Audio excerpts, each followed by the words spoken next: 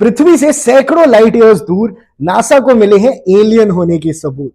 यानी साइंटिस्ट ने वहां दो गैसेस डिटेक्ट की हैं, डाइमिथिल सल्फाइड डीएमएस और डाइमिथिल डाइसल्फाइड यानी डीएमडीएस।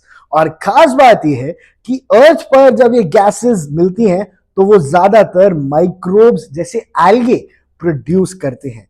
मतलब साफ है, अगर ये सिग्नल्स कंफर्म हो जाते हैं तो इसका मतलब हो सकता है कि वहां माइक्रोबियल लाइफ एग्जिस्ट करती है। और जितनी मात्रा में गैस मिली है तो वहां के माइक्रोब्स का साइज कितना बड़ा है ये अंदाजा लगाना थोड़ा मुश्किल है।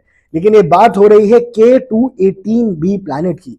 ये साइज में अर्थ से लगभग 2.5 गुना बड़ा है और अपने स्टार के हैबिटेबल जोन में वही जोन है जहां लिक्विड वाटर हो सकता है।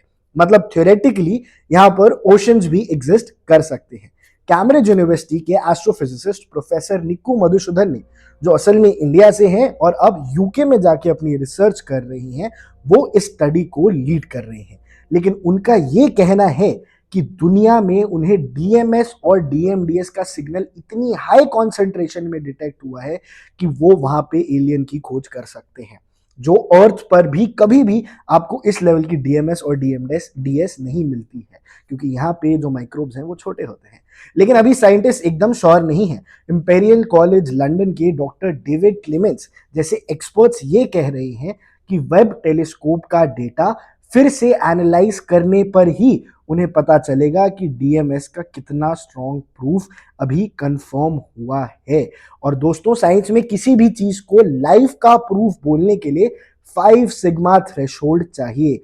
मतलब 99.99% सर्टिनिटी होगी, सिर्फ तभी हम लाइफ की घोषणा कर सकते हैं।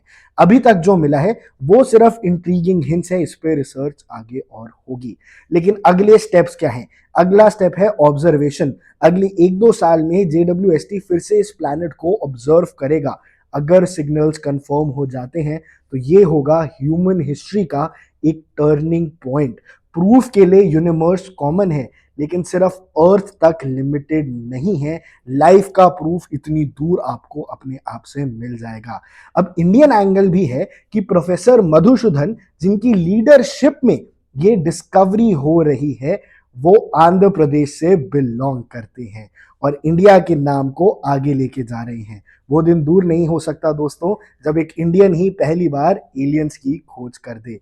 उनके लिए भी ये एक प्राउड मोमेंट है और इंडिया के बडिंग स्पेस साइंटिस्ट के लिए एक बड़ा इंस्पिरेशन भी है। अगर आपको एरोस्पेस में इंटरेस्ट है, स्पेस में इंटरेस्ट है, तो he will be the inspiration for you.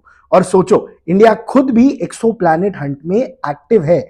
ISRO का एस्ट्रोसैट मिशन और अपकमिंग एक्सपीओ सैट मिशन यानी x-ray polarimeter satellite mission indirectly exoplanet studies में कंट्रीब्यूट कर रहे हैं। प्लस आदित्य L1 मिशन और चंद्रयान 3 की सक्सेस के बाद इंडिया की स्पेस एम्बिशंस और भी बड़े होते जा रहे हैं और भी बढ़ते दिख रहे हैं। अब हम तो यही उम्मीद करते हैं कि जो एलियंस की खोज सबसे पहले करे, जो लाइफ इतनी लाइट ईयर्स अगे उनकी खोज करे, वो सबसे पहले भारतीय हो। सवाल सिंपल है, अगर कल को ये चीज कंफर्म हो गई कि एलियन माइक्रोब्स या एलियन ओशंस एग्जिस्ट करते हैं, आपको लगता है कि ह्यूमैनिटी के लिए कोई खतरा हो सकता है?